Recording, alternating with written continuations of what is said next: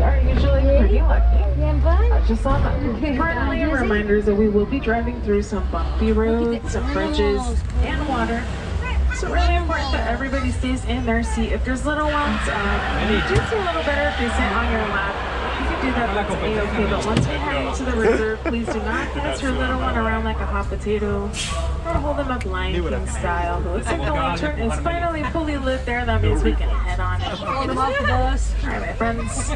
Well, this first area of the reserve is called the Little Ituri Forest. And here we are going to have to look around really closely because the animals that live here, they are pretty shy. And they are really good at blending into their surroundings. So let's go ahead and see what we can find. What do we see? Pretty great. On the right hand side, you'll see a very unique animal called an okapi.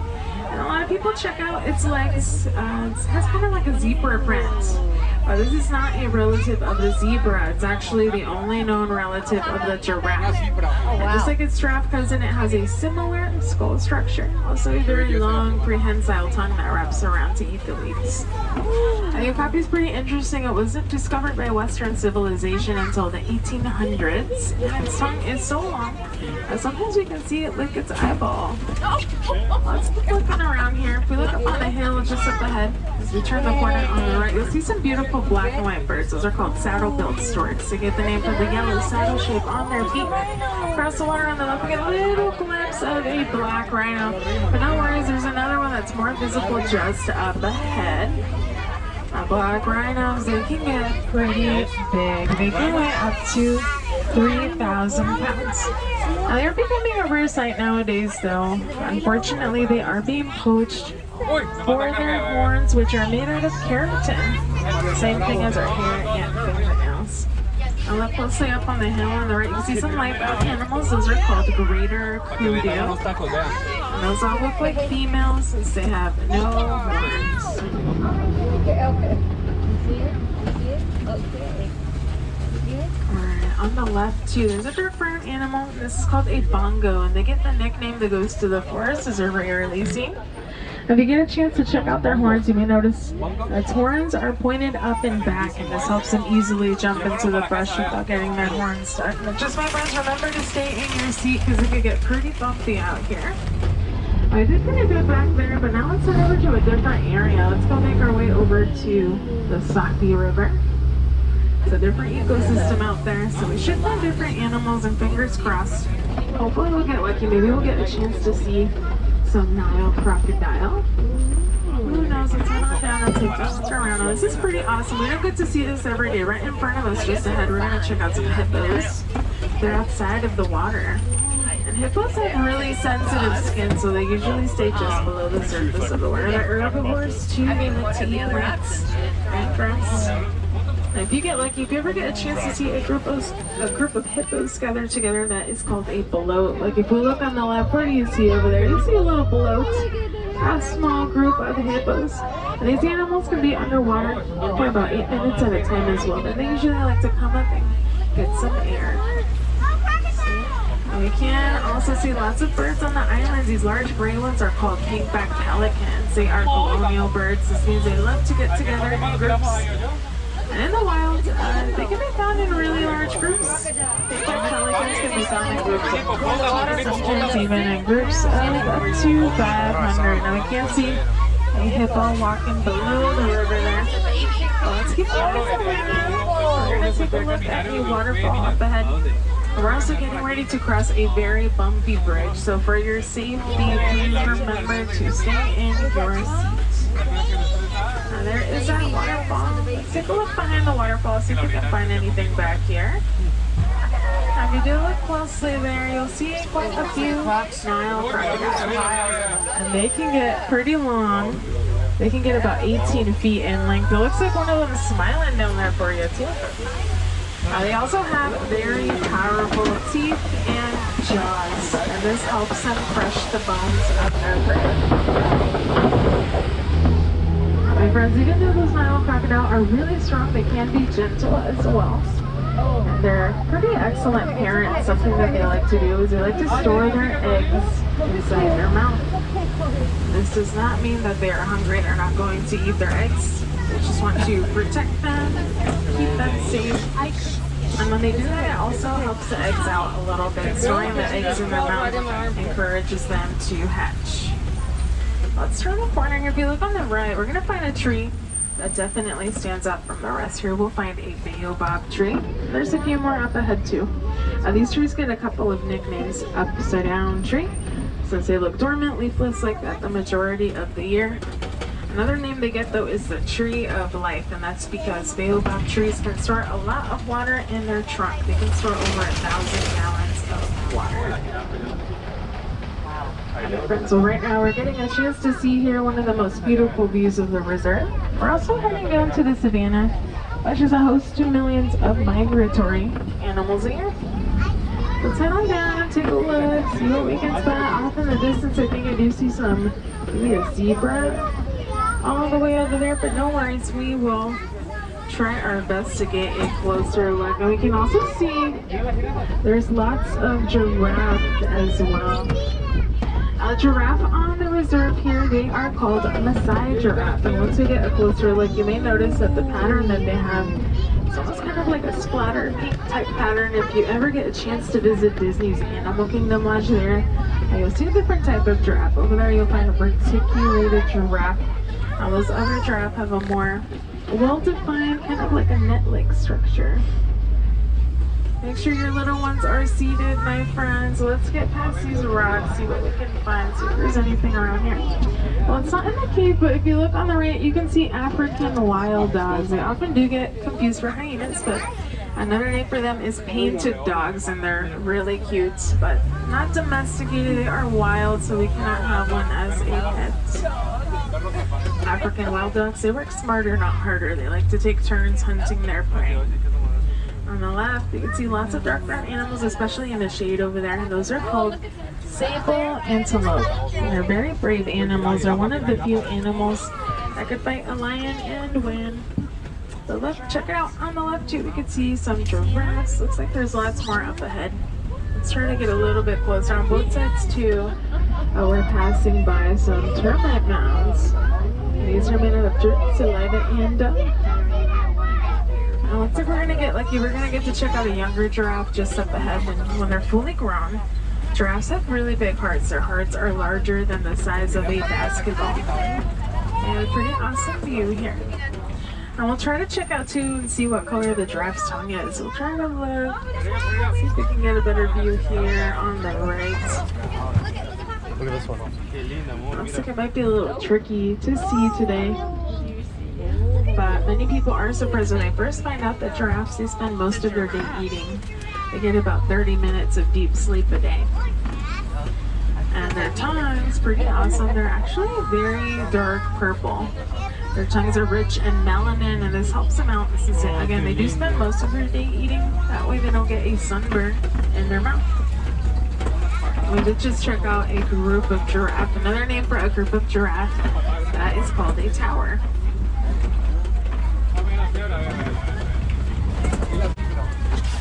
That does look like pretty soon we're going to get a really close look at a zebra.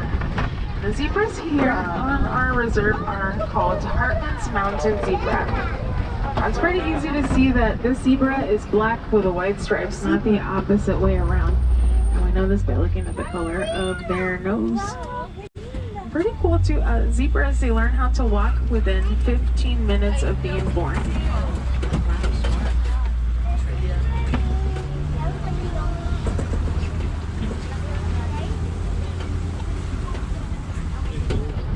Alright, well, let's keep looking around the Savanna here.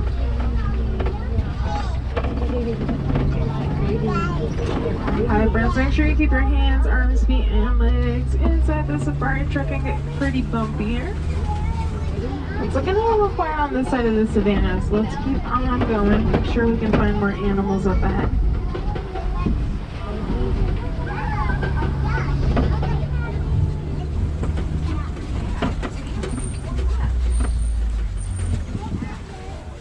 Oh, well, this is pretty awesome too. Up ahead, we're gonna get an excellent view of an African elephant. Let's get past these rocks. We're gonna take a slight turn here, but look over on the right-hand side across the water, and there you'll get a great view of an elephant. And I'll look around for you too. I know on the left sometimes we can see a little family of mandrills that live nearby. But check it out there on the right hand side, pretty great view. On the left, a little hard to spot, but there's some mandrills here, and they are one of the most colorful monkeys. They have a red and blue color on their bottom and face. They can weigh up to 100 pounds. That's a pretty excellent view of the elephant. Now let's try and see if we can find some more elephants up ahead. Now there is something that elephants are experiencing a lot of nowadays, and that is habitat loss. They are losing a lot of their land as humans mine their land for a mineral named coltan that's used to make a lot of small electronics. And sometimes what can happen when elephants lose their land is can lead them onto farmlands. Once they make their way there, a lot of times they will eat farmers' crops, trample their crops, so that does leave farmers with some challenges. But fortunately, there were some researchers here observing the elephants, and they discovered something pretty helpful. And when they were looking at the elephants, they learned that they are afraid of bees. They really don't like bees. They hear bees buzzing around. They flap their ears around very fast. And they have a special sound they use to tell other elephants there is danger. After that, the elephants will leave the area altogether. This has really helped the farmers. Disney has helped farmers set up beehives around their farmlands. Not only do those beehives help keep the elephants away, but they're also giving the farmers some honey they can eat and sell. So if you want to learn more, that's called the Elephant Stampede Project. So if we look on the right in the red clay here, we can see some elephant tusk marks. So it looks like some elephants were around here recently. Let's look around.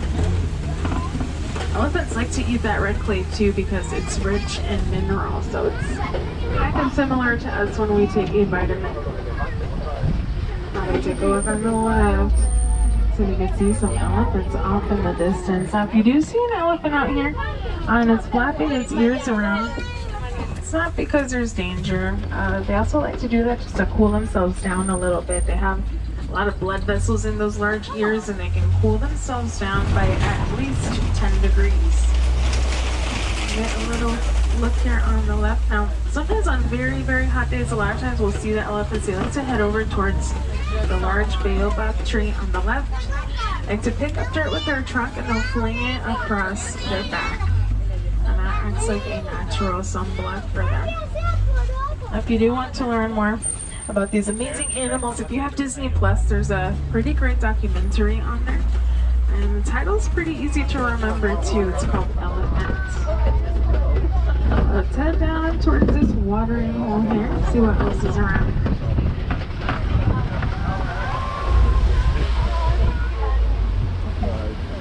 Oh, look at the water. Okay.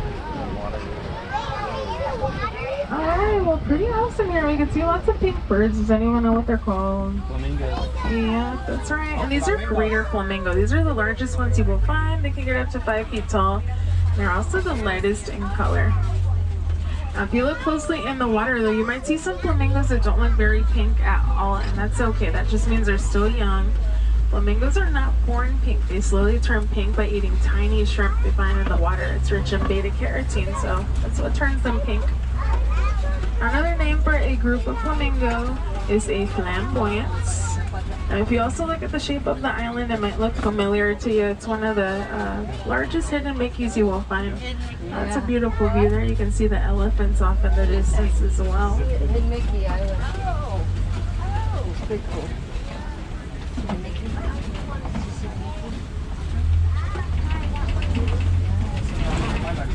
Now, if you look on the left before we turn the corner, you can see a younger juvenile elephant off in the distance.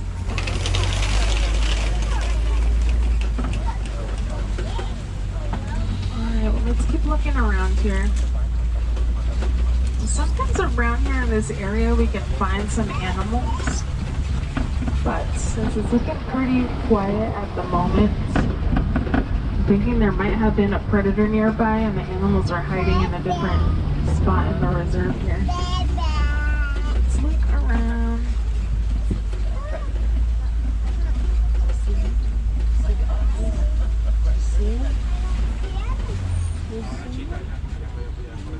Cheetah?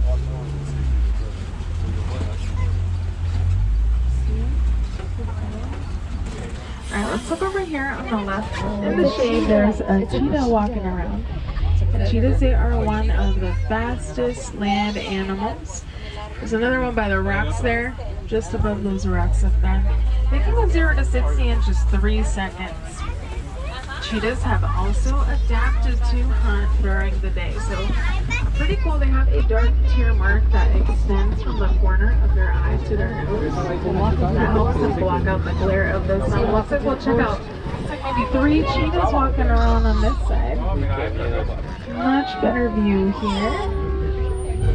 Oh, there's one We're gonna get going though, because cheetahs can go 0 to 60, but the safari truck does not even get close to those cheetah speed, so it's not for much longer. But let's take a look at a very large rock formation. This is called a copy. Very clever. We'll go all the way around here because this is a great place to spot lions. Look carefully. I think I see one already. I think I see the male. We're gonna stop right here though. We got a little bit of an Animal Crossing going on. Here you can see an ostrich. Make sure you stay in your seat though, my friends. And these animals are really curious. So remember to keep your cell phones, your hands, arms, feet, and legs inside. Looks like we have another one too up ahead, so no worries, we get to see another one just up ahead there. We don't want you to lose your cell phones out here, so just remember you can always zoom in on your phone or your camera. Make sure you keep it inside.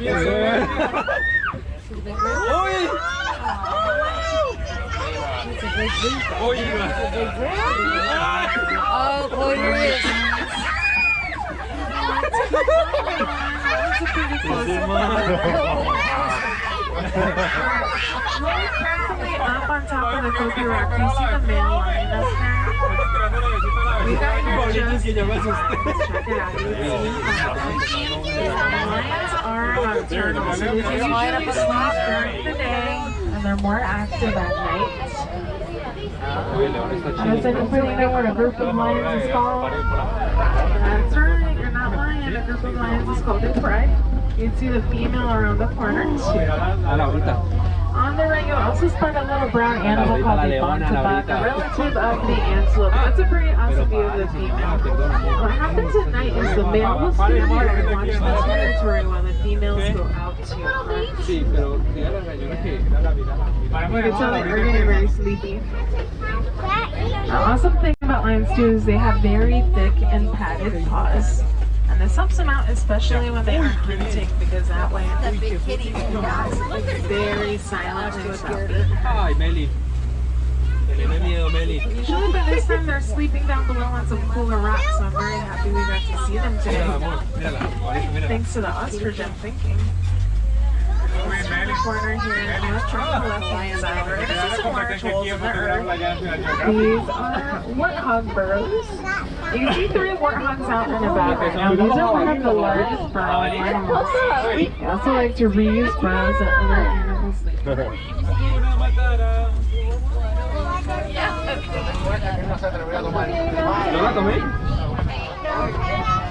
Alright, well we did get pretty close to some ostrich, so I'm sure they'll make their way back over here to get over to this side, because they left something down there. If you look closely down there, ostrich eggs. And once you get a close look at them, they are pretty big, but they aren't terribly heavy. One of those ostrich eggs weighs about 2 pounds. So you can probably pick one up easily with not too much effort. However, those ostrich eggs, they are pretty tough. A person could stand on top of one of those ostrich eggs and it would crack. I know. You see the bird? See the bird? Alrighty, well looks like we have made it here to Magadi Glen, and just up ahead we're going to get a chance to see the worms first. Recently the warden has started taking care of some tiny animals, so let's go see what they're up to. These animals are pretty cute. They're called Nigerian or dwarf goats. And I like to think that they are living their best life, having so much fun, because usually when they're out here they're eating, sleeping, or playing. You can see one down there. And the warden loves having them around because they like to eat a lot of twigs that fall from the trees, a lot of leaves and shrubs, so they're always cleaning up around here. You can also see there's a yellow box that's hanging there in the middle. That is one of the beehives that was set up as part of the Elephants and Bees project. And if you want to pet some animals like these cute little Nigerian Dorkfoots, you have a chance to do that today. You just have to head on over to Rafiki's Planet Watch. Alright, my friends. Well, as we pass these gates here, it does mean that our safari is coming to an end. But I'm really happy you got to join me today. We got to see some awesome animals out there. We got pretty close to some ostrich. If you want to see more animals, take your time. Maybe take some photographs. Not too far from here is Gorilla Falls. I do recommend it. There you can see, just to name a few, hippos underwater, gorgeous hippo zebras, beautiful colorful birds, monkeys, and gorillas. And for wilderness explorers riding today, you are on the Symbol 1. If you head over to the safari entrance, you will find a small tent nearby. That's where you can collect your badge. We also talked about the elephants for a little bit, so if you would like to make some conservation efforts, something really easy that you can do is recycle your old electronics. If you happen to have any old cell phones, any old tablets or laptops, it truly does make a difference when you drop those off at an electronic recycling center. Alright, friends, we're going to be docking here in just a moment, but the road still has some pretty good bumps here, so just remember to stay in your seat for now. Now is a great time to check your road and make sure you got all your personal belongings with you. You don't want to leave anything behind. It's a long walk back over here, and I'm sure you'll do a few more steps today. Friends, when you're in Harambe, we don't like to say goodbye, instead we like to say kwaherini, which